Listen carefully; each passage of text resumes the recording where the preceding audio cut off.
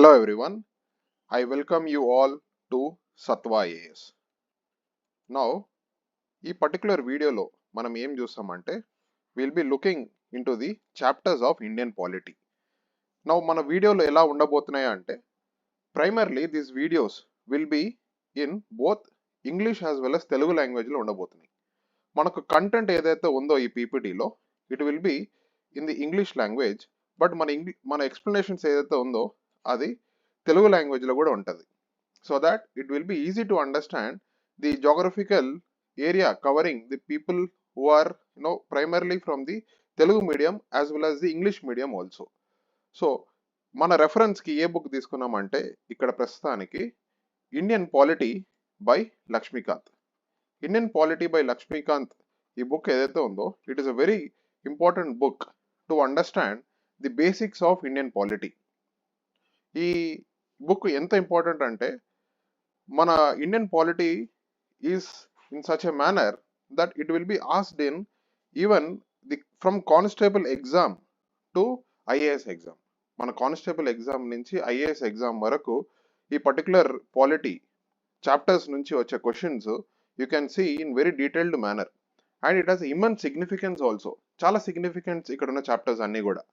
And ఈ particular video సిరీస్లో మనం ఏం చూస్తున్నామంటే లక్ష్మీకాంత్ ఒక detailed explanations and with proper understanding. ఆ proper understanding in such a manner so that you will be writing both prelims as well as mains పరంగా రెండు విధాలుగా కూడా మనం ఈ పర్టికులర్ చాప్టర్స్ని డీల్ చేయబోతున్నాం. రైట్, సో మనం first chapter Indian polity of Laxmikanth చూస్తే you will find the historical background. Now మనం అడగాల్సిన క్వశ్చన్ ఏంటంటే ఇప్పుడు మనం స్టార్ట్ చేయాల్సిన చాప్టర్ ఏమో పాలిటీలో with respect to how the structure of polity is arranged, ఇండియాలో ఉన్న గవర్నెన్స్ స్ట్రక్చర్ ఏంది, what is the role of parliament, what is the role of state legislatures, what is the role of panchayat, ఇలాంటి విషయాలు మనం deal చేయాలి యాక్చువల్గా అయితే. But మనం ఫస్ట్ చాప్టర్ చూస్తే it starts with historical background. అంటే మనం అడగాల్సిన క్వశ్చన్ దట్ ఎందుకు historical background is important to understand present day polity.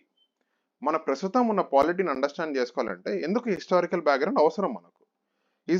Is there significance anyhow. మనం హిస్టరీ మన స్పెక్ట్రమ్ బుక్లో చదువుతాము, లేకపోతే బిపిన్ చంద్ర బుక్లో చదువుతాము. ఎందుకు Lakshmikanth book mentions about historical background? Because మన హిస్టరీ అర్థం చేసుకుంటే you will understand what are the things that led for the today or present day development of the polity. మీకు ఒక ఐడియా ఉంటే ఆఫ్టర్ ఇండిపెండెన్స్ ఇప్పుడు కూడా మనము ఒక కమెంట్స్ ఏం చేస్తామంటే India is still having a colonial mindset అంటాం. India is also having a colonial hangover అంటాం. అంటే ఏంది, ఏదైతే బ్రిటిషర్స్ పాలసీస్ ఇంప్లిమెంట్ చేశారో, ఏదైతే బ్రిటిషర్స్ వాళ్ళ గవర్నెన్స్ స్ట్రక్చర్స్ ఇచ్చి వెళ్ళారో అదే కంటిన్యూ అవుతుంది మనకు. So to understand this basic understanding of our polity మనకు హిస్టారికల్ బ్యాక్గ్రౌండ్ కంపల్సరీ తెలియాల్సిన అవసరం ఉంది. సో ఇనిషియల్గా బ్రిటిషర్స్ వచ్చినప్పుడు they came as a trader. Just ఒక ఓవర్వ్యూ ఇస్తున్నాను అసలు ఏంది ఈ Britishers, what they are doing and how we need to understand these people in terms of governance structure etcetera. First of all మనం అర్థం చేసుకోవాల్సింది ఏంటంటే ఈ బ్రిటిషర్స్ అనేవాళ్ళు they came to India in the year 1600s. ఎలా వస్తున్నారు? They came as a traders. How they are getting as a traders? Now they established a company called as East India company. Now this East India Company in itself a commercial entity. Now ఈ East India company అనేది getting license. ఈ license ఎక్కడి నుంచి తెచ్చుకుంటున్నారు వాళ్ళు? They are getting the license or kind of ఫర్మానా or kind of having monopoly in the East Indian trade from the Britishers. From the Britishers అంటే ఇక్కడ క్వీన్ నుంచి తెచ్చుకుంటున్నారు, queen or a king. Because మనకు అర్థం చేసుకోవాల్సిన పాయింట్ ఏంటంటే ఇక్కడ బ్రిటన్లో ఎయిదర్ కింగ్ ఆర్ క్వీన్ ఎప్పుడు రూల్ చేస్తూ ఉంటారు, because that is called monarchy. ఇండియాలో ప్రస్తుతానికి we have republic kind of system, but in case of England we have the queen or king system. Right, now Britishers who are coming in the 1600 AD and they are been using this land for multiple purposes. వాళ్ళు వచ్చిందేమో commercial పర్పస్కి, but over the period of time they turn out to be a administrative entity. Administrative entity అంటే వాళ్ళు commercial purpose కోసం వచ్చి దాని తర్వాత మన ఇండియాని, మన ల్యాండ్ని, మనల్ని కొలనైజ్ చేసి మనలో ఉన్న రిసోర్సెస్ని అన్నీ కూడా they started exporting to the Britishers. Right. They started exporting to their own country. Now ఈ పర్టికులర్ టైంలో they started even controlling Indians as well by passing many laws and acts. Right. ఒక్కొక్క స్లైడ్స్లో మనం ఒక్కొక్క పాయింట్స్ మనం discuss చేసాం. As I discussed before, the Britishers came to India in the year 1600 and they came as what? They came as East India company. Now this East India Company is getting a trading license from the Queen Elizabeth I. Queen Elizabeth I నుంచి ఈ particular licence తెచ్చుకొని they are coming to India as a monopoly. Monopoly అంటే ఇంకెవరు రావద్దు Britain నుంచి ఇండియాకి, వీళ్ళు మాత్రమే రావాలి. ఎవరు? East India Company. ఈ కంపెనీ వాళ్ళు మాత్రమే రావాలి ఇండియాకి to trade, and queen should not allow any other company as of at that particular point of time anybody to India. ఈ మోనోపలీ ఎందుకు వీళ్ళకి? So that they can extract more resources. So that ఇప్పుడు కూడా మనం చూసుకుంటే ఏదైనా company which invest in lot of research and development, వాళ్ళు monopoly అడుగుతారు పోయి from the Indian government in terms of patents, in terms of copy rights, right. అంటే మిగతా వాళ్ళు ఎవరు కూడా ఆ పర్టికులర్ రిసోర్స్ని వాడొద్దని చెప్పి. సో బ్యాక్ దెన్ కూడా similar kind of system was existing in that the British East India company demanded the monopoly from the queen Elizabeth I. But వీళ్ళు ట్రేడర్స్ గానే వచ్చారు కదా, మళ్ళీ పొలిటికల్ ఎంటిటీగా ఎలా తయారవుతున్నారంటే they started involving their the influence in the local kingdom. Local కింగ్డమ్లో local రాజాస్తో, లోకల్ క్వీన్స్తో, లోకల్గా ఉన్న ప్రావిన్షియల్ అడ్మినిస్ట్రేషన్స్తో వీళ్ళ ఒక రోల్ స్టార్ట్ అవుతుంది. They implement lot of policies. You will study in the history. Primarily ఇవన్నీ కూడా మీరు హిస్టరీలో చదువుతారు. ఒక ఇంపార్టెంట్ బ్యాటిల్ మనం తెలుసుకోవాల్సింది ఏంటంటే ఇక్కడ by the year 1764 battle of Buxar జరుగుతుంది. By the year 1764, Battle of Buxar. The Battle of Buxar, it led to the Britishers having control over the eastern part of India. Eastern part of India like అంటే Bengal, Bihar and Orissa. ఈ particular point of వ్యూలో the Britishers started trading. Actually Britishers established their complete trade in the eastern part of India. ఎందుకంటే eastern part of ఇండియాలో if you know, you can see here that this is one of the fertile grounds ఇవన్నీ. Okay, ఎంత fertile grounds అంటే what ever you grow here, like ఇక్కడ మనకు even today jute is grown, even today paddy is grown. ఇవన్నీ కూడా grow చేసుకొని they even exported to the Britain and other China and other parts of the world. So ఈ particular point నుంచి they started there trade are they started doing the trading. Now ఈ particular పాయింట్లో we come across one battle, that is the battle of Buxar. Right. ఈ battle of Buxar రాగానే ఏమవుతుందంటే Britishers takes the control of the Bengal, Bihar and Orissa in the name of Diwani rights. ఇప్పుడు ఈ Diwani rights అంటే ఏంది? What is this Diwani rights? Diwani rights includes revenue collection as well as the civil justice. Revenue collection అంటే అక్కడ ఉన్న local taxes వీళ్ళన్నీ కూడా ఇప్పుడు వీళ్ళకే ఇవ్వాలి, యాజ్ వెల్ యాజ్ జస్టిస్ అంటే క్రిమినల్ జస్టిస్ సిస్టమ్ కూడా వీళ్ళే కంట్రోల్ చేయడం స్టార్ట్ చేశారు. ఇవన్నీ కూడా డీటెయిల్డ్గా you will B studying in the spectrum. మనము సమ్మరీ బుక్స్ ఎప్పుడైతే స్టార్ట్ చేసుకుంటామో అక్కడ మనం డీటెయిల్గా చదువుతాం ఎందుకు ఇలా అయింది అని చెప్పి. మనం ప్రస్తుతానికి you should understand the local rulers last in the 1764 the war of battle of Buxar. Because of that the East India company is getting control over the Diwani rights. Done. Now ప్రస్తుతానికి ఇక్కడ ఉన్న వాళ్ళు they were started ruling from this particular area. By the year 1858 ఏమవుతుందంటే Britishers started controlling entire India. అంటే ఇక్కడ princely states ఇవన్నీ గురించి నేను మాట్లాడట్లేదు, but they started controlling entire India. ఇక్కడ ఒక విషయం తెలుసుకోవాల్సింది ఏంటంటే before 1858 there is one more event that was the 1857, the revolt of 1857. The revolt of 1857 దీనికి మల్టిపుల్ పేర్స్ ఉన్నాయి. One we call it as sepoy mutiny, ఇంకా కొంతమంది ఏమో ఫస్ట్ వార్ ఆఫ్ ఇండిపెండెన్స్ అంటారు. ఓవరాల్ మనం అర్థం చేసుకోవాల్సిన పాయింట్ ఏంటంటే we Indians were fed up with this British rule. ఈ బ్రిటిష్ రూల్ అంటే కంపెనీ ఒక రూల్, ఎందుకంటే they were having lot of issues in terms of internally కూడా మనల్ని చాలా కష్టపడడం స్టార్ట్ చేశారు, ట్యాక్స్ రెవెన్యూ కలెక్షన్ చేయడం స్టార్ట్ చేశారు, లోకల్ అడ్మినిస్ట్రేషన్ ఇవ్వడం స్టార్ట్ చేశారు. So unnecessary issues started piling up with respect to the East India company. Now ఇది ఇండియన్స్కి నచ్చలేదు. ఇది ఎలా స్టార్ట్ అవుతుందంటే సిపాయి మ్యూటినీగా స్టార్ట్ అవుతుంది. మీరు కూడా చదువుతారు మంగల్ పాండే ఒక role, as well as many of the local sepoys, the role of Rani Laxmibai. ఇవన్నీ కూడా మనం హిస్టరీ సిరీస్కి వచ్చినప్పుడు డీటెయిల్గా డిస్కస్ చేసుకుందాం. ఇక్కడ డైరెక్ట్లీ you should understand sepoy mutiny అయితే జరుగుతుంది. సిపాయి మ్యూటినీ అంటే ఒక స్మాల్ స్కేల్ వార్ టైప్లో అగైన్స్ ది బ్రిటిషర్స్ స్టార్ట్ అవుతుంది బై ద సిపాయిస్. సిపాయిస్ అంటే ఇక్కడ people are working in the British East India company rule under military administration, అంటే మిలిటరీలో పనిచేస్తున్నారు, right. So by the year 1858 they started, అంటే ఇప్పుడు ఏమవుతుందంటే ఈ సిపాయి మ్యూటిని వీళ్ళు సప్రెస్ చేసేస్తారు because East India company has advanced machinery. ఇది కూడా చూసాం ఎందుకు 1857 revolt Indians were not able to win against the Britishers, ఎందుకంటే Britishers were having advance machinery first. Second ఏంటంటే they have structured format of military command. మన దగ్గర structure format లేదు, ఇది స్పాంటేనియస్ రివోల్ట్ లాగా స్టార్ట్ అయింది అనమాట. అప్పుడు ఎప్పుడైతే ఈ పర్టికులర్ ఇష్యూ జరుగుతుందో దెన్ ఇప్పటి వరకు కంపెనీ రూల్ గా ఉండేది తర్వాత క్రౌన్ రూల్ గా స్టార్ట్ అవుతుంది.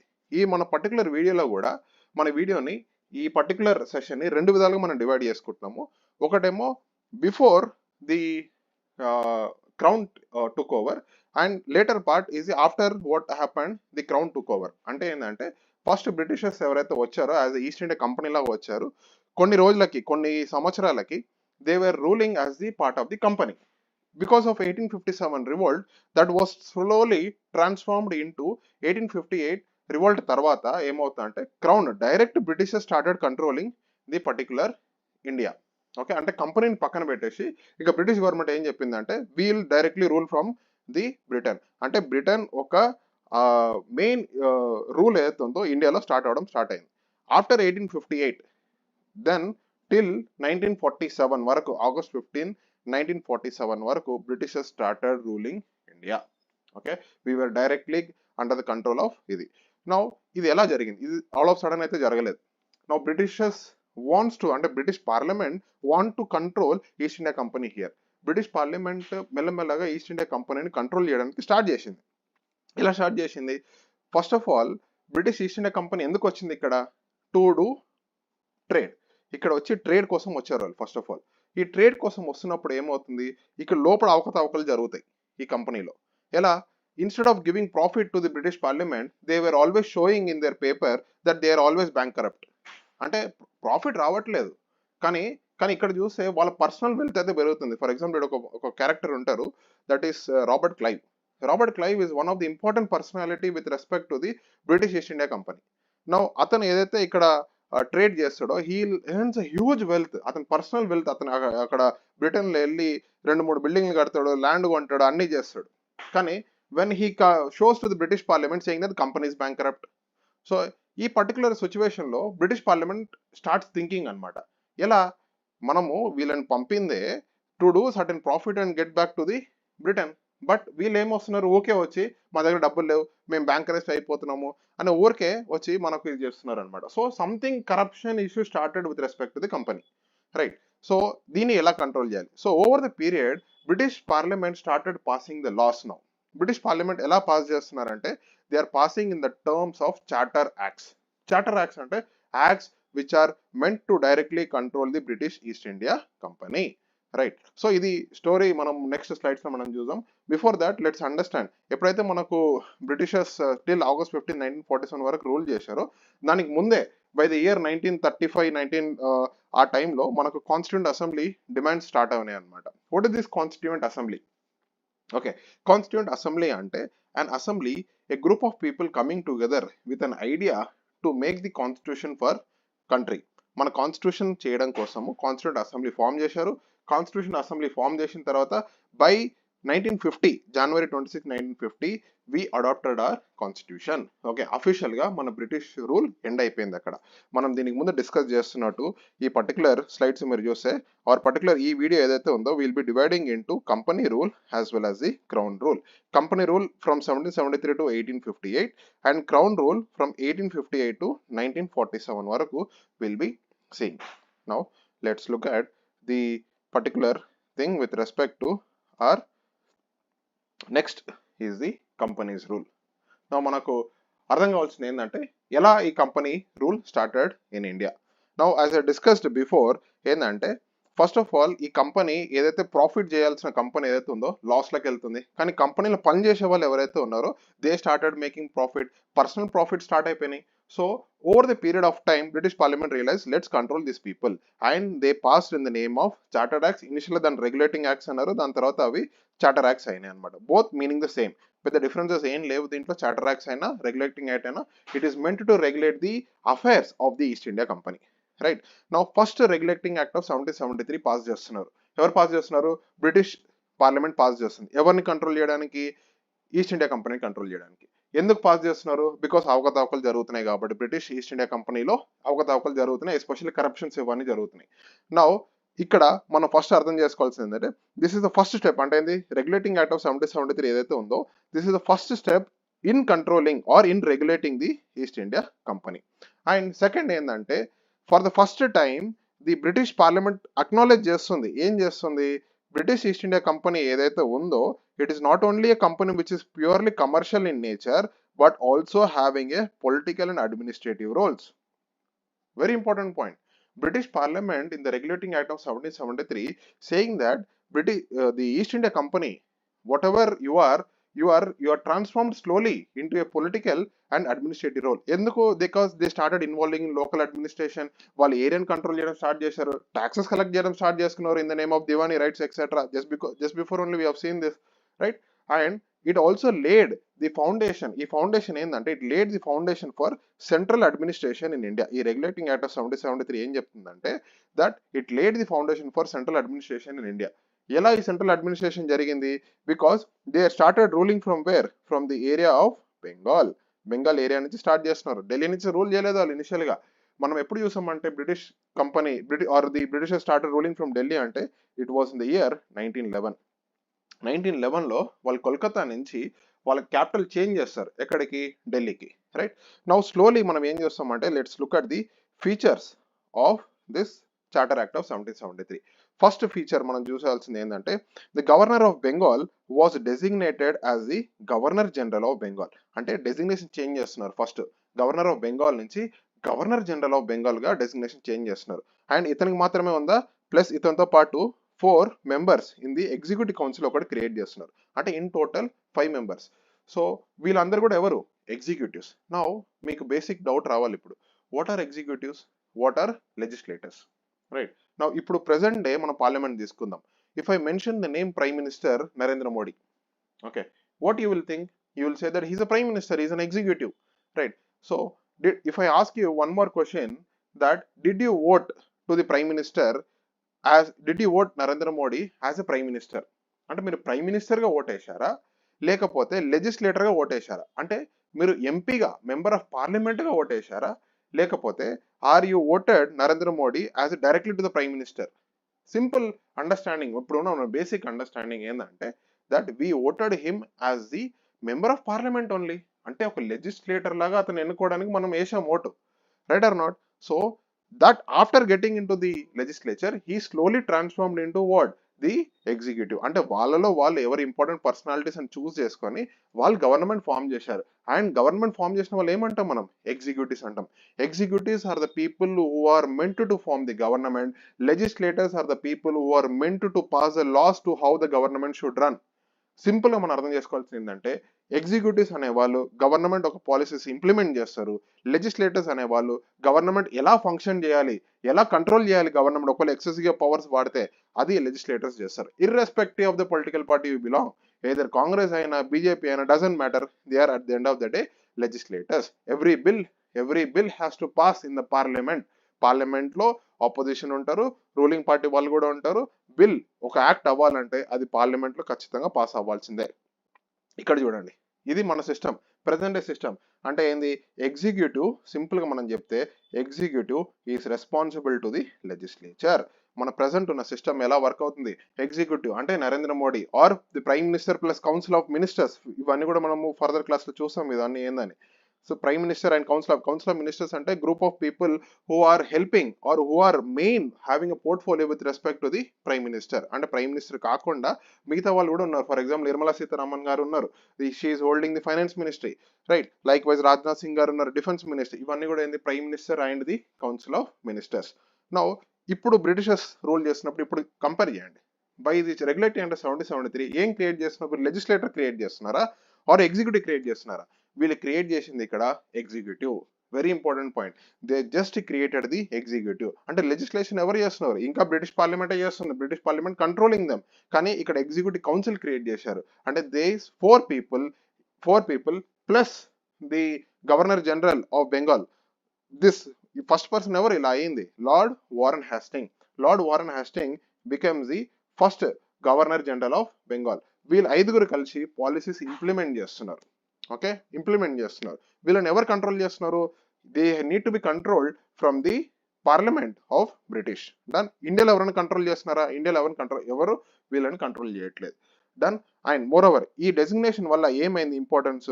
బై ద టైం మనకు 1773 కల్లా there were already Bombay province as well as the Madras province. Bombay province already ఉంది, మెడ్రాస్ ప్రావిన్స్ ఆల్రెడీ క్రియేట్ చేశారు బ్రిటిషర్స్. అంటే they were already started ruling from 3 regions in India. One from Calcutta, second from Bombay, third from Madras. Now ఈ particular charter act 1773 ఏం చేశారంటే, as I said this is the first centralisation administration అయింది. ఎలా అయింది? You should always ask the question why. ఎందుకు అయింది, ఎలా అయింది అనే క్వశ్చన్ మనకు ఆల్వేస్ రైజ్ అవుతాయి. It will create a curiosity with respect to the subject. Now ప్రస్తుతానికి now understand, by the year 1773 Britishers were ruling mainly from 3 main regions. One from the Bengal, second from the Bombay, third from the Madras. వీళ్ళు ఏం చేశారు? Individual గా ఇప్పుడు legislatures ఉన్నాయి కదా, ఇక్కడ కూడా లెజిస్లేచర్ అంటే సారీ, ఇక్కడ కూడా ఎగ్జిక్యూటివ్ ఒకడు ఉండేవాడు, ఇక్కడ కూడా ఒకడు ఉండేవాడు, ఇక్కడ కూడా ఒకడు ఉండేవాడు. ఇప్పుడు ఏం చేశారు?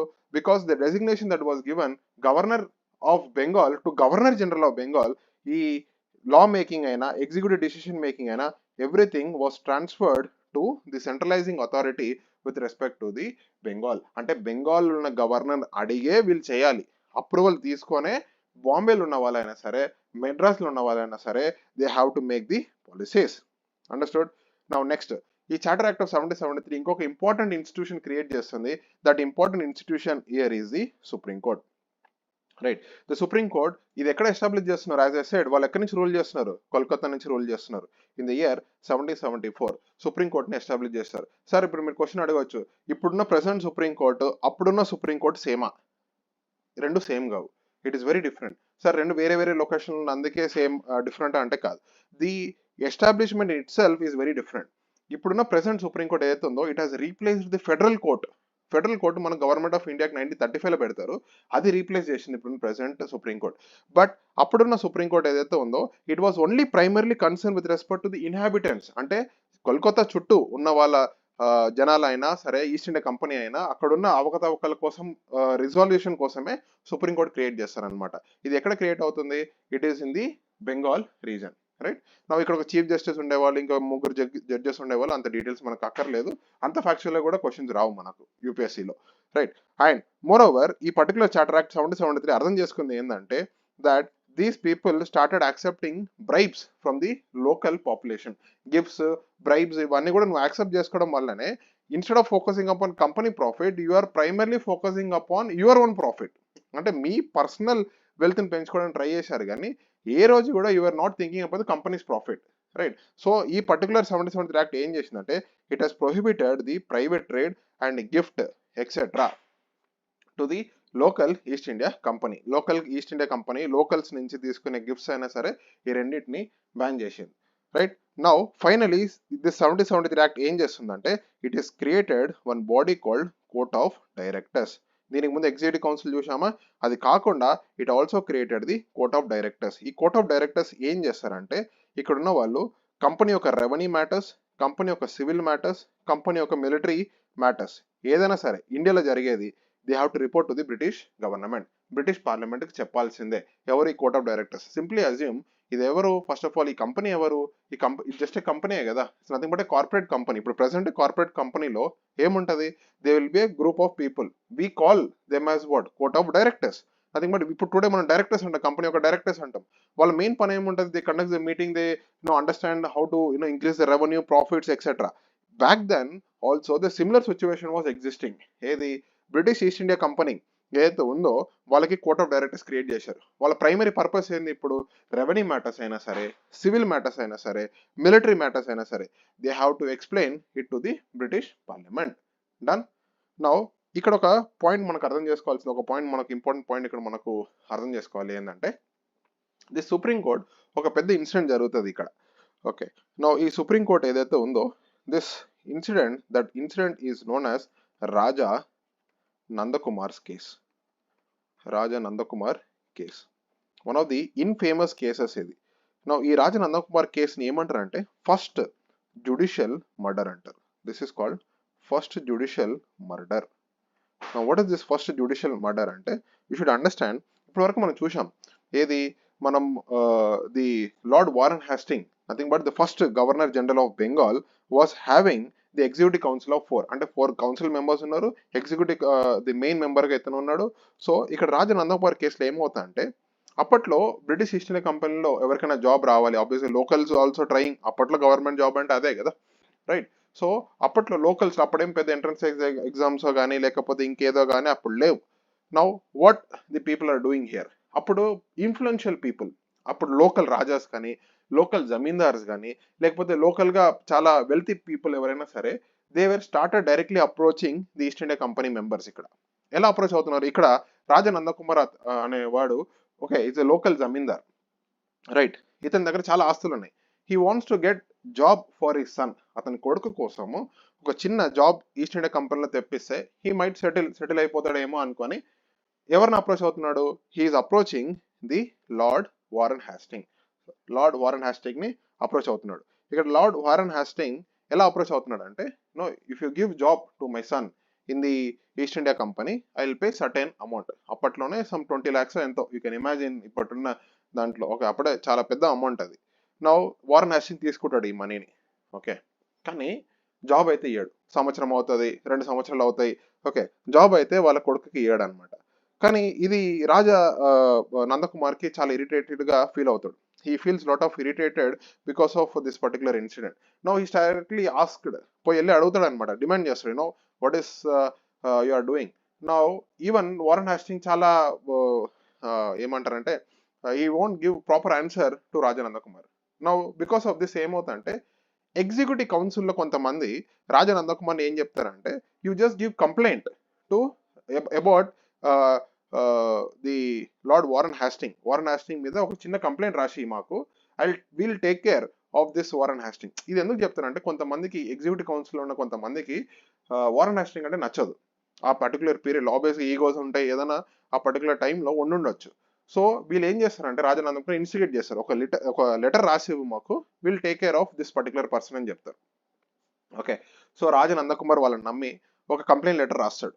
ఆ complaint letter it is about corruption లో ది పర్సన్ హాజ్ ఇన్వాల్వ్, ఎవరు, వారన్ హ్యాస్టింగ్ ఇన్వాల్వ్ అయ్యాడు. నౌ ఇప్పుడు ఈ ఎగ్జిక్యూటివ్ కౌన్సిల్ వాళ్ళు ఏం చేస్తారంటే దీన్ని ఒక డిస్కషన్లో పెడతారు. అక్కడ ఆ డిస్కషన్కి they will be making the Lord Warren Hasting answerable, వచ్చి అడుగుతారు అనమాట, నిజంగా నువ్వు తీసుకున్నావా, ఎందుకు తీసుకున్నావు అని అడుగుతారు. నవ్వు ఇవన్నీ చూసి లార్డ్ వారన్ హ్యాస్టింగ్ చాలా కోపం వస్తుంది, ఓకే. ఆ ఎగ్జిక్యూటివ్ కౌన్సిల్ మెంబర్స్లో ఒక మెంబర్ ఏం చెప్తాడంటే, because he supporter of actually Lord Warren Hasting, ఎందుకంటే అందరు కూడా ఆపోజిషన్లో ఉండకపోవచ్చు. ఒక మెంబర్ ఏం చెప్తారంటే, ఈ విషయం ఏదైతే ఉందో కరప్షన్, దట్ ఈస్ట్ ఇండియా మనం ఎగ్జిక్యూటివ్ కౌన్సిల్గా మనం ఇది డీల్ చేయొద్దు, because this particular we need to take to the supreme court అంటారు, ఓకే. ఆ ఎగ్జిక్యూటివ్ కౌన్సిల్ మెంబర్ కూడా ఎలాంటి ఫీల్ అవుతారంటే, ఓకే సుప్రీంకోర్టే కదా తీసుకెళ్దాం, ఏముంది న్యాయం జరిగితే చాలు అని చెప్పి వాళ్ళు కూడా ఏం చెప్తారంటే, let's take it to the Supreme Court అని సుప్రీంకోర్టు తీసుకెళ్తారు, ఓకే. నా సుప్రీంకోర్టులో ఇక్కడ ఒక పెద్ద ట్విస్ట్ జరుగుతుంది. ఏంటంటే ఈ సుప్రీంకోర్టు అక్కడ అప్పుడు ప్రెసెంట్ ఉన్న chief justice of that particular supreme court sir Elijah Impey, అతని పేరు sir Elijah Impey. Now sir Elijah Impey ఇక్కడ ట్విస్ట్ ఏంటంటే, that he was a school friend of Lord Warren Hasting, okay. He was a school friend, అంటే చిన్నప్పటి నుంచి కలిసి చదువుకున్నారు వీళ్ళు. నౌ దీనివల్ల ఏమవుతుందంటే situation that sir Elijah Impey started favouring the Warren Hasting.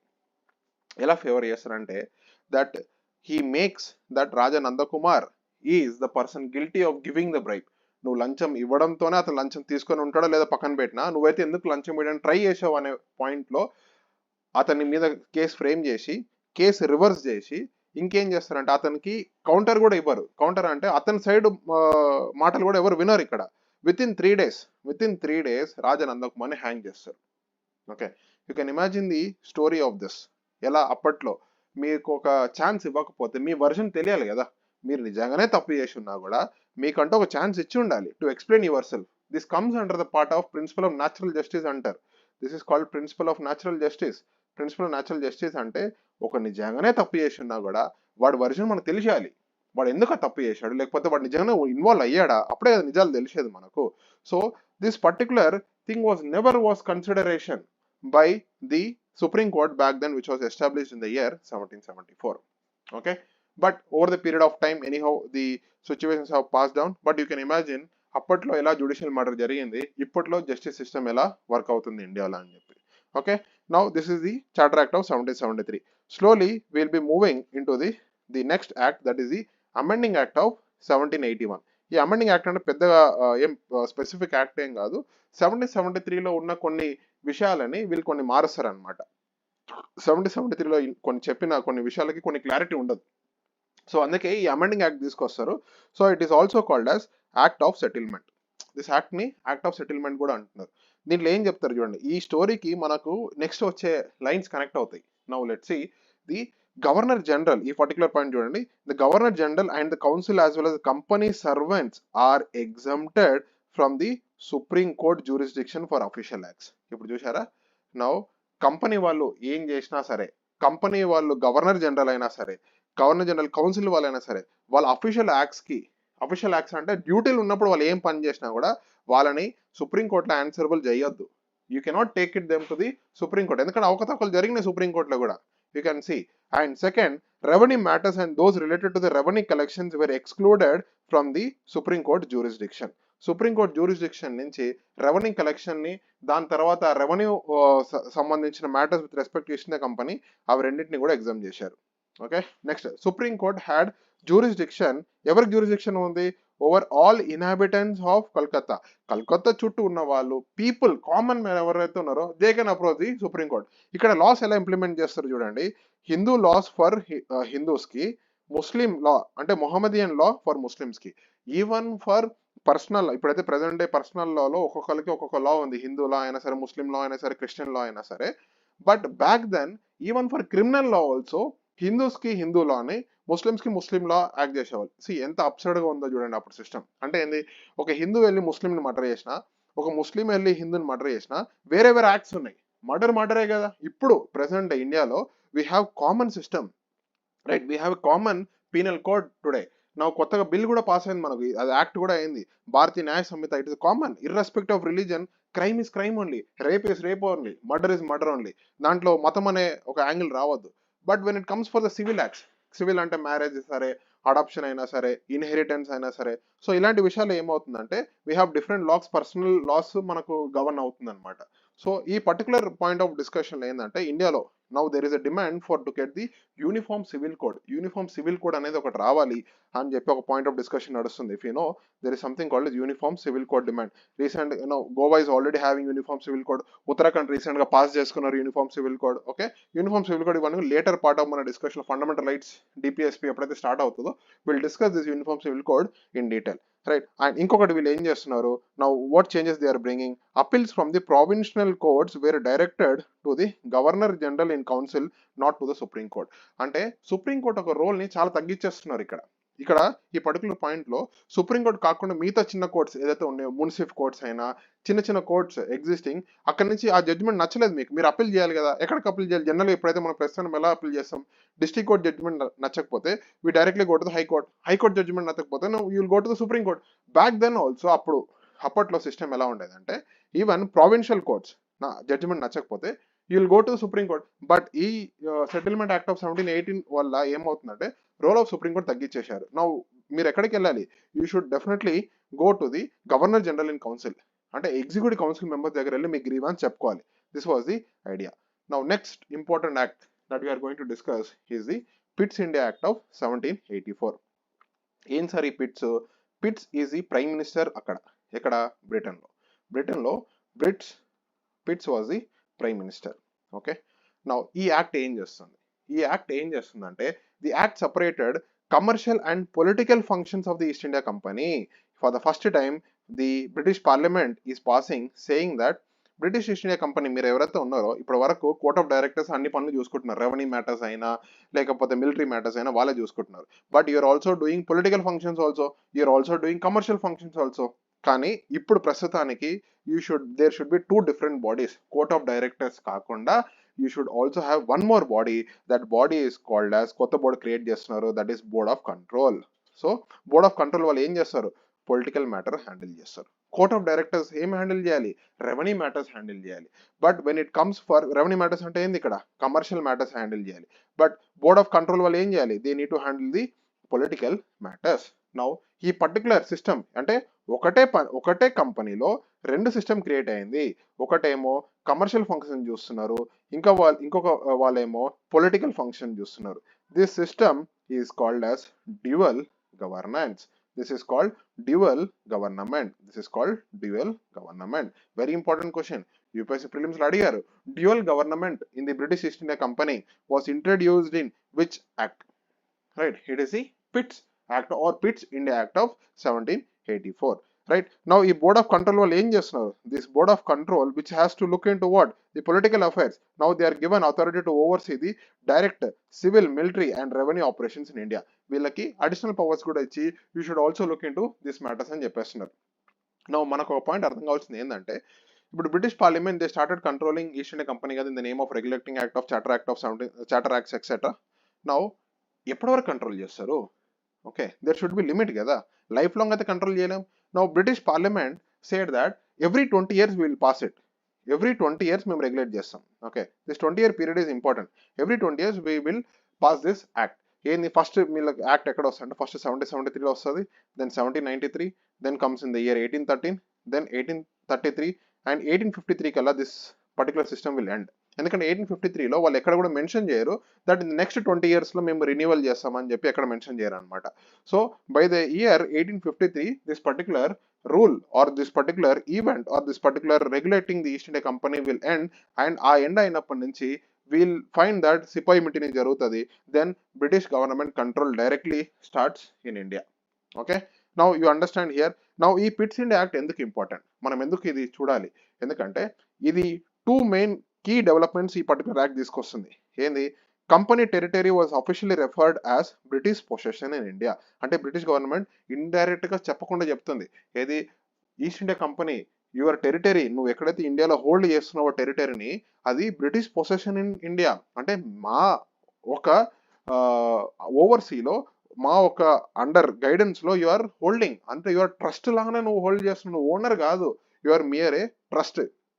Okay, you are mere a trustee in the name of holding the British possession in India. అంటే ఇండియాలో ఒక land British East India Company ఒక సొంతం కాదు, it is only the ownership enjoyed by the Britishers only. Now next point ఏం చేస్తున్నారు? British government gain supreme control over the company affairs and administration. ఈ particular point ఏం చెప్పేస్తుంది? British government కి supreme control ఇచ్చేసింది. Okay, they have given supreme control over the company affairs. Now charter act of 1793. Now charter act of 1793 ఏం చేస్తుందంటే, it extended over riding power given to lord Cornwallis over his council. Now ఇప్పుడు మీరు ఒక story అర్థం చేసుకోవాలి, కొంచెం background అర్థం చేసుకోవాలి, హూ దిస్ లార్డ్ కార్న్వాలిస్ ఎవరు అని చెప్పి. ఓకే, సో ఈ lord Cornwallis is a person, actually he was appointed as the Governor General of Bengal, no doubt. Okay, now before coming to Bengal, he was there in the United States of America. మనకు USA ఒక map చూస్తే ఇలా ఉంటుంది రఫ్గా. Now these are the 13 colonies ఇనిషియల్గా. ఈ 13 colonies ఇనిషియల్గా వీళ్ళు they were ruling in the name of Britishers only, right? But Lord Cornwallis was one of the key persons in these colonies. Now మీకు తెలిసే there is a revolt or there is a war of independence. There is a war of independence that starts in the United States. A war of independence లో అక్కడ system very different గా ఉంటుంది అనమాట. ఎందుకంటే everything you have to ask from the British government and then you have to implement in the United States. దీనివల్ల ఏమవుతుందంటే communication gap వల్లనో లేకపోతే ఇంకేదో మిస్ మ్యాచెస్ వల్లనో over the period of time ఏమవుతుందంటే బ్రిటిషర్స్ ఇక్కడ ఉన్న కాలనీస్ ఒక కంట్రోల్ లూజ్ అవుతారు. Okay, they completely lost here. If you know, Britishers finally lost in the United States. The war of independence in USA has overthrown the British administration. అక్కడ ఓవర్త్రో అయ్యింది ఎవరు? Lord Cornwallis. He simply understand that నాకు ఎక్కువ powers లేవు, నాకు ఎక్కువ powers ఉండుంటే నేను కాలనీని కాపాడుకునేవాడిని. సో అతను ఏం చేస్తారంటే తర్వాత the British parliament or British government ఏం చేస్తారంటే you better go to India అని చెప్పి తీసుకొచ్చేస్తారనమాట. Okay, now he comes to India. Now he comes to India because he has learned many lessons. చాలా lessons నేర్చుకుంటాడు అతను. He learns more lessons in the United States. Now he want to make the changes in the India now. Now ఎలా changes చేస్తుంది? Now you see this first point. It extended the overriding power given to Lord Cornwallis over the future, over his council to all the future governors. అంటే executive council ఏదైతే create చేశారో ఇనిషియల్గా మనం చూసాము, ఏది the governor general కౌన్సిల్లో 4 executive members కూడా ఉంటాయి. ఆ ఎగ్జిక్యూటివ్ చెప్పింది నేను వినాలనా, ఇప్పుడు నేను వినాల్సిన అక్కర్లేదు, ఎందుకు, I need more powers now, because otherwise you will also lose in India, right? If there is revolt అయినా లేకపోతే ఏమైనా యునైటెడ్ స్టేట్స్ లాగా జరిగితే you will be losing in India. Second point చూడండి, it increase the governor general's power and control over the subordinate presidencies of Bombay and Madras. Already వీళ్ళు చేశారు, already 73లో ఇది అయింది. బాంబే ఇంకా ఈ పర్టికులర్ యాక్ట్ లో ఏం చెప్తున్నారంటే the governor general has given more powers now. Okay. Third, the company's trade monopoly in India extended for ఎన్ని 20 సంవత్సరాలకి. అగైన్ నెక్స్ట్ 20 years కి కంపెనీ ఒక మోనోపోలీ, అండ్ మోనోపోలీ అంటే as you know they are the only people who are trading in India. Next important point, the commander in chief was excluded from the governor general's council. ఇప్పుడు council నుంచి exclude చేశారంటే meaning ఏంది, he will be acting independently, council చెప్పిన మాటలు వినాల్సిన అక్కర్లేదు. అతను అంటే ఎవరు ఇక్కడ main person, that is commander in chief. Commander in chief and more over ఇక్కడ మీరు చూస్తే కాన్వాలిస్ ఉన్నంత వరకు he's having additional portfolio. Is not only governor general of Bengal but is also having additional portfolio of commander in chief. రెండు hold చేస్తున్నాడు, ఎందుకు, he has learned the lessons in where, in United States, because in United States he lost because he was not given proper powers. Okay. Now ఇక్కడ ఇది ఏదైతే ఉందో British government ఇది further కూడా extend చేస్తారనమాట. Okay. Finally one more point, members of board of control and their staffs were paid out of Indian revenue. Very very important point, UPSC has asked before this particular point. ఏది, ఎప్పటి నుంచి British East India కంపెనీకి వాళ్ళ ఒక పనులకి, ఇక్కడ ఇండియాలో చేసే పనులకి ఇండియా నుంచి రెవెన్యూ నుంచి జనరేట్ చేస్తేనే అక్కడి నుంచి సాలరీ పే చేశారు. ఏ యాక్ట్ లో చెప్పారు, ఏ చార్టర్ యాక్ట్ లో చెప్పారు, this is the charter act of 1793. Very important act. Done. Further, we are moving to the Charter Act of 1813. ఇప్పుడు 1793 నుంచి 1813 ఏంది, again it became 20 years. Done. Now 20 years. Now sir ఈ 20 years significance ఏంది, ఇప్పుడు కూడా మనం ఆడుతాం టుడే, ఈవెన్ టుడే సినారియో కూడా 20 years సిగ్నిఫికెన్స్ ఉంది. ఎలా, మనం పేటెంట్ ఎక్కడైనా అప్లై చేశారనుకోండి, ఏ కంపెనీ అయినా పేటెంట్ అంటే పేటెంట్ ఏంది, మోనోపొలీ. ఎన్ని సంవత్సరాలకి ఇస్తున్నాం మనం patent monopoly, 20 years. Still Indian loss లో ఉంది, ఇండియన్ పేటెంట్ యాక్ట్ తీసుకోండి, Indian patent act of 1970, it mentions that if you want to give patent license to a company, it is for 20 years. 20 years తర్వాత ఏమవుతుంది sir, either it can extend చేస్తారు, లేకపోతే it will be thrown open to everybody. 20 years తర్వాత ఎవరైనా వాడుకోవచ్చు ఆ particular patent ని. Okay. Now what is patent, patent is intellectual right. Done. Now let's look into the Charter Act of 1813. This act ended the company's trade monopoly in India. Company trade మొత్తం ఆపేశారా, కాదు, మోనోపొలీని ఆపారు. Monopoly meaning ఏంది, as like only one company is trading in India. ఇప్పుడు 1813 charter act లో ఏం చేస్తున్నారంటే బ్రిటిష్ వాళ్ళు or British parliament is saying that why this East India Company who is always giving us negative result in their books or ఎప్పుడు కూడా loss ఉందని చెప్తున్నారు మనకు వచ్చి, వీళ్ళతోనే మనం ఎందుకు ట్రేడ్ చేయాలి, let's allow others also. So ఇప్పుడు ఏం చేశారంటే మిగతా వాళ్ళని కూడా అలౌ చేశారు. Okay. They started allowing other company members to come in India. అంటే ఇండియా నుంచి మిగతా బ్రిటిష్ కంపెనీ వాళ్ళు కూడా ట్రేడ్ చేయొచ్చు. ఫస్ట్ పాయింట్ ఇది. కానీ స్టిల్ ఎందుకంటే British East India Company already ముందు నుంచే వాళ్ళు ఉన్నారు కాబట్టి ఇండియా నుంచి tea trade, okay, tea trade and trade with China, ఈ రెండు మాత్రం రిటైన్ చేసుకున్నారు. అంటే బ్రిటిష్ ఈస్ట్ ఇండియా కంపెనీ ఈ పాయింట్ ఆఫ్ వ్యూలో మోనోపొలీ లేదు ఇండియాలో, ఒకటొక విషయంలో మాత్రం మోనోపొలీ ఉంది. ఏది, టీ ట్రేడ్ చేయాలన్నా ఆర్ ట్రేడ్ విత్ చైనా, చైనాలో ఏ ట్రేడ్ చేయాలన్నా కూడా బ్రిటిష్ ఈస్ట్ ఇండియా కంపెనీ మాత్రమే చేయాలి అనే ఒక పర్టికులర్ థింక్కి వీళ్ళు వచ్చారనమాట. ఓకే. బట్ ఇండియాలో ఈ పాయింట్ ఆఫ్ టైంలో 1813 అయింది, మిగతా కంపెనీస్ కూడా వస్తున్నాయి, ఎక్కడి నుంచి, బ్రిటన్ నుంచి ఇండియాలో ట్రేడ్ చేయడానికి వస్తున్నాయి అనమాట. నౌ సెకండ్ ఇంపార్టెంట్ పాయింట్, ఈ పర్టికులర్ చార్టర్ యాక్ట్ 1813 ఏం చెప్తుందంటే it reaffirmed the British sovereignty over the British crown. అంటే ఏంది, బ్రిటిష్ క్రౌన్ ఒక ఇంపార్టెంట్ సావరనిటీ, మీరు ఏ ల్యాండ్ పొసెస్ చేసినా, ఇక్కడ మీరు ఎంత రెవెన్యూ జనరేట్ చేసినా, మీరంటే ఎవరు ఇక్కడ ఈస్ట్ ఇండియా కంపెనీ, మీరు ఎంత రెవెన్యూ జనరేట్ చేసినా, ఎంత ఇది చేసినా కూడా you are just a trustee members లాగానే హోల్డ్ చేస్తున్నారు. ఓనర్స్ ఎవరు, ఓనర్స్ మేమంటే ఎవరు, British crown here. Next most important point, UPSC has asked this question that it permitted Christian missionaries. ఈ చార్టర్ యాక్ట్ 1813లో ఏం చేశారంటే మనకు క్రిస్టియన్ మిషనరీస్ ని పంపారనమాట ఇండియాకి.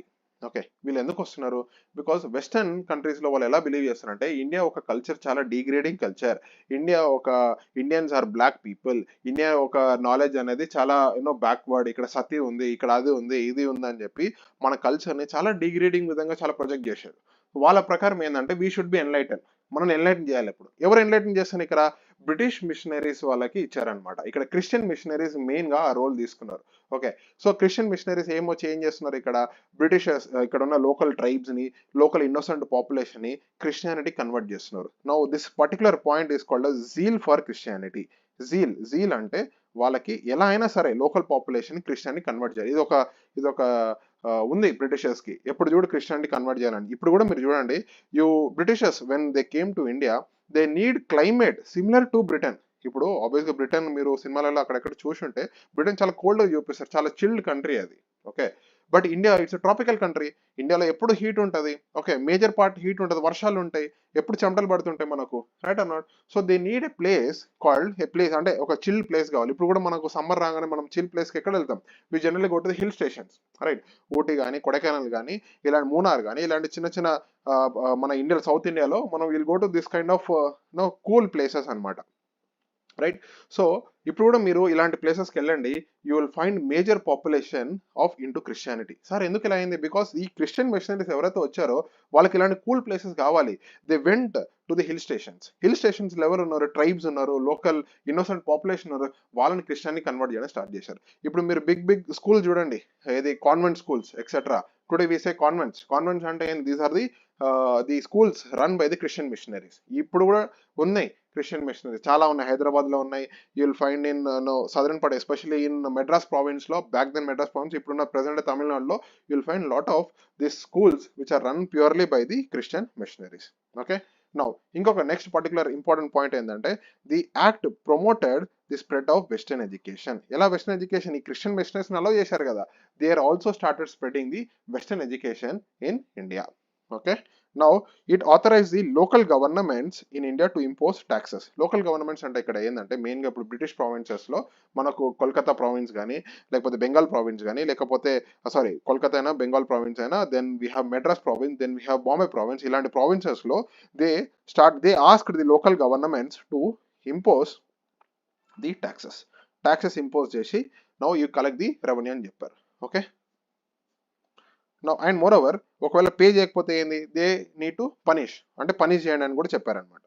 Now let's enter into the charter act of 1833. అంటే నెక్స్ట్ 20 years అయింది అప్పుడు. Now next 20 years they pass one more act, that the charter act of the 1833. ఈ పర్టికులర్ యాక్ట్ చాలా ఇంపార్టెంట్, ఎందుకంటే ఇక్కడ for the first time governor general of Bengal నుంచి designation ఏమవుతుంది? The designation was change to governor general of India. Governor general of Bengal నుంచి governor general of India designation change అయింది. Which means what? As we have seen before, governor of Bengal నుంచి governor general of Bengal అయినప్పుడే the సెంట్రలైజింగ్ tendency started. అంటే Bombay province అయినా, దాని తర్వాత Madras province అయినా వాళ్ళని సబార్డినేట్ చేసేసారు. ఈ గవర్నర్ జనరల్ ఆఫ్ ఇండియా చేయడం కూడా one more thing is that more centralisation start అయిపోయింది. So now who is the governor general of Bengal? Governor general of Bengal is a person who is ruling from Bengal region only. Or the governor general of India, దీనికి ముందు governor general Bengal ఉండే, ఇప్పుడు governor general of India, and he is the same person who is ruling from where? He's from Delhi. No, ఢిల్లీకి ఎప్పుడు వెళ్తున్నారు? ఢిల్లీకి they are going to the in the year 1911. అది కూడా మనం చూసాం రీసెంట్స్, ఎప్పుడైతే మనం స్పెక్ట్రమ్ సమ్మరీ స్టార్ట్ చేసుకుంటామో then will be looking this particular event. Done, ఎందుకు ఇలా జరుగుతుందని చెప్పి. నౌ లార్డ్ విలియం బెంటిక్, ఎవరు ఫస్ట్ పర్సన్ ఇక్కడ? Lord William Bentinck was the first governor general of India. Lord William Bentinck is the first governor general of India. ఇలానే మనం చాలా చూసుకున్నాం. దీనికి ముందు గవర్నర్ జనరల్ ఆఫ్ బెంగాల్ ఎవరుండే, గవర్నర్ జనరల్ ఆఫ్ ఇండియా ఎవరు అయ్యారు, గవర్నర్ ఆఫ్ బెంగాల్ ఎవరుండే, etcetera. Okay, these important personalities are very important. Now ఇప్పుడు ఏం చేస్తున్నారు? యాజ్ ఐ సెడ్ బిఫోర్, ఏదైతే డెసిగ్నేషన్ చేంజ్ అవుతుందో what they are primary concern about? Centralising tendency. ఇక్కడ కూడా చూడండి, it took away the legislative powers of the governor of Bombay, Madras, and giving exclusive authority to the all the British of India to the governor general. అంటే ఇప్పుడు లా making కూడా ఎవరు చేస్తారు? మన Madras province చేయొద్దు, బాంబే ప్రావిన్స్ చేయొద్దు, మరి ఎవరు చేయాలి? It has to be done only by the governor of Bengal. Now from this point onwards, he has been called as what? Governor General of India. Done. And ఇంకొక ఇంపార్టెంట్ పాయింట్ ఏం చేస్తున్నారంటే, మనం last charter act లో ఏం చూసాము? The charter act of 1813 లో British East India Company were having monopoly in terms of tea and having monopoly in terms of trade with China కదా. ఇప్పుడు ఏమవుతుంది? ఈ పర్టికులర్ టైంలో ఈ మోనోపలీ ఆఫ్ ఇదంతా కూడా వెళ్ళిపోయింది. now British East India Company was completely ceased to be a commercial entity. అంటే ఈ చార్టర్ యాక్ట్ ఆఫ్ ఏం చేసిందంటే, British East India Company you are no more a commercial entity, నువ్వు పొలిటికల్ మాత్రం చూసుకో. ఈ పొలిటికల్ కూడా ఏం చేశారు, బ్రిటిష్ పార్లమెంట్ ఏం చేసింది ఇక్కడ particularly, whatever your earning revenue here you are earning in the name of trustees of British, whatever the land you possess here in the name of trustees only. నువ్వు just hold చేస్తున్నావు, కానీ ultimate owner ఎవరు, British crown మాత్రమే. Okay, now ఈ particular యాక్ట్లో 1833 యాక్ట్లో there was a proposal ఏం చేశారంటే, ఈ సివిల్ సర్వీసెస్ పొజిషన్కి, ఇప్పుడు మనం సివిల్ సర్వీస్ ఎగ్జామ్ కోసం మనం చదువుతున్నాం, ఈ అప్పుడు వాజ్ ఓపెన్, ఈ ప్రపోజల్ పెట్టారనమాట టు ఓపెన్ ఓపెన్ కాంపిటీషన్ పెట్టాలి అని చెప్పి. దీనికి ముందు ఏం చెప్పాం, రాజా నందకుమార్ కేసు కూడా చూసాం. రాజా నందకుమార్ కేసులో ఏంది, అప్పుడు ఎగ్జామ్స్ ఏమైనా ఉందా, ఏం లేవు. Just they simply go to give some money to the British East India Company members and finally they get the job. అలాంటి సిచ్యువేషన్ ఉండే. ఆర్ ఎగ్జామ్ ఒకవేళ కండక్ట్ అయినా కూడా ఇంగ్లాండ్లో కండక్ట్ అయ్యేదేమో, రైట్. నౌ ఇక్కడ కూడా ఏం చేస్తున్నారంటే, ఈ పర్టికులర్ చార్టర్ యాక్ట్లో 1833లో they were asking for open competition. Indians కూడా తీసుకుందాము, ఎందుకంటే ఇండియన్స్ ని బెటర్ ఇండియన్స్ అర్థం చేసుకుంటారు కాబట్టి. కానీ ఫైనల్ గా ఇది మెటీరియలైజ్ అవ్వలేదు. అంటే ది కంపెనీ వాళ్ళు యాక్సెప్ట్ చేయాలన్నమాట. కోర్ట్ ఆఫ్ డైరెక్టర్స్ ఎవరైతే ఉండేనో వాళ్ళు ఈ పర్టికులర్ ప్రపోజల్ ని యాక్సెప్ట్ చేయలేదు. Okay, so it was thrown into back stage. Okay, open competition ఎక్కడ ఇంట్రడ్యూస్ అయ్యింది అని ఒక ప్రిలిమ్స్ క్వశ్చన్ వచ్చే, it is charter act of 1833. Okay, but ఇది సక్సెస్ఫుల్ గా ఇంప్లిమెంట్ అయ్యిందా, సక్సెస్ఫుల్ గా ఇంప్లిమెంట్ అవ్వలేదు. Now next charter act of 1853, very important act. Charter act ఎందుకు, నెక్స్ట్ 20 years అయిపోయింది ఇప్పుడు, సో కొత్త యాక్ట్ వచ్చింది, చార్టర్ యాక్ట్ ఆఫ్ 1853. నౌ ఇక్కడ ఏంది ఇంపార్టెంట్ పాయింట్ జరుగుతుందంటే, నెక్స్ట్ ఎప్పుడు రెన్యూవల్ చేస్తాం అనే పాయింట్ బ్రిటిష్ పార్లమెంట్ చెప్పలేదు. So it was expected that charter act of 1853 is final in ruling or in controlling the East India Company. Next ఎవరు take over చేయబోతున్నారు, it is the British crown అంటే ఇక్కడ directly British government is going to involve here. కానీ ఇక్కడ కొన్ని విషయాలు వీళ్ళు చేస్తున్నారు. ఏం చేస్తున్నారంటే, బై ఈ పర్టికులర్ టైంకే మనం చూసేది ఏంటంటే, మోడరేట్ ఫేజ్ స్టార్ట్ అవుతుంది. మనం ఇండియన్ హిస్టరీ చదువుతున్నప్పుడు there are different phases. One is moderate phase, extremist phase, Gandhian phase అని చదువుతాం. మోడరేట్స్ అంటే people who are demanding in terms of, అంటే పెద్ద పోరాటాలు చేయట్లేదు, simply they were demanding in terms of asking the Britishers to implement good policies. Asking, ఇక్కడ దాదాబాయి నౌరోజీ లాంటి వాళ్ళు కొంతమంది ఉన్నారనమాట. So they will be asking certain demands from the British East India Company, British company అయినా బ్రిటిష్ పార్లమెంట్ కైనా, అయితే British parliament చక్కగా rule చేయి ఇండియాలో అని చెప్పి అడుగుతారు అనమాట. మా రిప్రజెంటేషన్ తీసుకో, మా రిప్రజెంటేషన్ లేదు, మేము ఇన్వాల్వ్మెంట్ లేదు మా పాలసీ మేకింగ్ లో, then how you'll rule India అని చెప్పి క్వశ్చన్స్ అడుగుతున్నారు. రెవల్యూషన్ అయితే చేయట్లేదు, యాజ్ లైక్ 1857 రెవల్యూషన్ అయితే కాదు, దేవర్ స్లోలీ డిమాండింగ్, రైట్. సో ఇలాంటి వాళ్ళ డిమాండ్ వల్ల ఏం చేశారంటే, చార్టర్ యాక్ట్ ఆఫ్ 1853లో కొన్ని చేంజెస్ తీసుకొచ్చారు. ఆ చేంజెస్ ఏంది, the act separated legislature and executive functions. ఇప్పుడు ఈ పర్టికులర్ పాయింట్ ఒక సిగ్నిఫికెన్స్ ఏంది, legislature and executive function separate అయింది అంటే meaning word, executive is making responsible to the legislature. మన ఫస్ట్ పాయింట్ అదే చూసుకున్నాం, ఎగ్జిక్యూటివ్ ని రెస్పాన్సిబుల్ చేయాలి లెజిస్లేచర్ కి. Prime minister Narendra Modi and his council of minister should be responsible to the legislature, that is Indian parliament, he has to be responsible. ఇది ఎలా చేస్తున్నారు, so they created one Indian central legislative council, ఒక చిన్న body create చేశారు. ఇది nothing but mini parliament type లో function అయ్యేది. కొంతమంది ఉండేవాళ్ళు, దీంట్లో ఇండియన్స్ కూడా తీసుకున్నారు. ఫర్ ఎగ్జాంపుల్ ఇక్కడ చూడండి, లాస్ట్ పాయింట్ లో for the first time local representation was introduce. Local representation, Indians were represent, executive council కాదు, లెజిస్లేటివ్ కౌన్సిల్ లో ఉన్నారు. ఇది ఎక్కడి నుంచి వస్తున్నారు వీళ్ళు, ఎంతమంది తీసుకున్నారు, they took 4 members and they are coming from which area, they are coming from Madras, Bombay, Bengal and Agra. ఈ 4 regions నుంచి వస్తున్నారు అనమాట. And moreover it introduced and open competition system of civil servants allowing Indians to join civil in the covenanted service. Covenanted service అంటే ఏంటంటే elite service. General గా there are 2 services ఉంటాయి, covenanted service ఒకటి, ఇంకొకటి subordinated services. Okay, ఇప్పుడు మనం చూసుకుంది ఏంటంటే, ఈ పర్టికులర్ దాంట్లో కోవనెంట్ అంటే హయ్యర్ సివిల్ సర్వీసెస్ కి అలో చేశారు. ఎక్కడ ఇంట్రడ్యూస్ చేశారు, దట్ ఈస్ ఇన్ 1833. ఇక్కడ ఇంట్రడ్యూస్ చేయడంతో పాటు the allowed Indians to enter into the particular civil services. Okay, now ఇక్కడ కమిటీ కూడా పెడుతున్నారు to study whether this process correct ఉన్నది. That committee name is what, Lord Macaulay's committee. Lord Macaulay Committee in the year 1856. Lord Macaulay is very important person. He is the one who codifies the Indian Penal Code also. Indian Penal Code అంటే IPC ముందు మనకి ఇప్పుడు BNS భారతీయ న్యాయ సంహిత ఉంది, అప్పుడు Indian penal code అని ఒకటి ఉండేది. Okay, Indian penal code of 1860 it was also codified అంటే యూనిఫికేషన్ తీసుకొచ్చాడు. యూనిఫికేషన్ అంటే both irrespective which religion you are the crime is crime only, right? Murder is murder only, rape is rape only. Okay, you will be punished equally. There is no differentiation based upon the religion.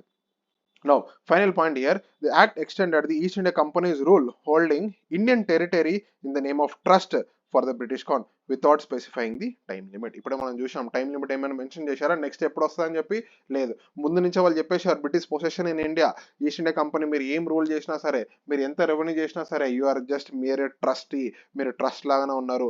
So finally we are anyhow we are going to take over you. ఇది చేసుకుంది ఎవరు? British East India company వాళ్ళే. ఎందుకంటే ప్రతిసారి వెళ్ళి British parliament ని that we are bankrupt, we are ఇదే అని చెప్పి కళ్ళ ముందే బ్రిటిష్ ఈస్ట్ ఇండియా కంపెనీ పనిచేసే వాళ్ళు they are increasing their personal wealth. అంటే కంపెనీ పూర్ అయిపోయింది కానీ కంపెనీలో పనిచేసే వాళ్ళు రిచ్ అయిపోయారు. Okay, how ironic it is. So you can understand, but this is a situation that was there. But ఫైనల్గా ఏమైంది, నెక్స్ట్ చార్టర్ యాక్ట్ అయితే రాలేదు.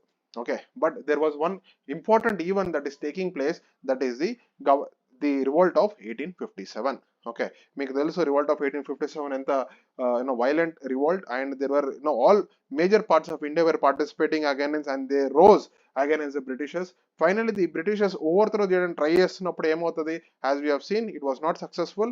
Then finally there is a need a change. ఇప్పుడు చేంజ్ జరగాలి, ఎందుకంటే east India company utterly failed in controlling India effectively. ఇది British parliament realise అవుతుంది. వాళ్ళు ఎలా రియలైజ్ అవుతున్నారంటే, ఇప్పుడు మనము ల్యాండ్ కంట్రోల్ చేస్తున్నాము, మన రెవెన్యూ ఇక్కడ నుంచే వస్తుంది, ఇప్పుడు కనుక మన ఇండియాని లూజ్ అయ్యామనుకోండి, then the major source of revenue will be lost. So administrative changes జరగాలి ఇప్పుడు. ది అడ్మినిస్ట్రేటివ్ చేంజెస్ ఇవన్నీ కూడా మనం నెక్స్ట్ క్లాస్లో మనం చూసుకుందాము, which will be the second part of this particular video. Okay, till then take care, and ఏమైనా మీకు సజెషన్స్ ఉన్నా కూడా you can say in the comment sections here. And till for the next class, take care of yourself and thank you.